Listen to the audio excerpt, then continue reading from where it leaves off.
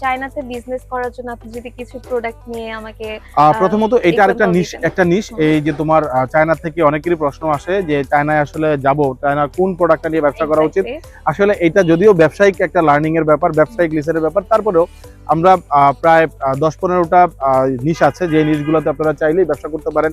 Health industry আছে, e commerce ইন্ডাস্ট্রিতে, daily life আছে, এমন অনেক কিছু আছে। যেমন একটা যদি বলি, আপনি যদি চান চায়না থেকে একটা যেমন হাতঘড়ি এখন প্রচুর সেল হয়, মানে যেটা ডিজিটাল হাতঘড়ি, যে ঘড়িটা আমরা দেখেছি যে 150 বা 200 টাকার মধ্যে কিনা, কিন্তু সেই ঘড়িটাই বাংলাদেশে প্রায় 1800-1600 টাকা বিক্রি হয়।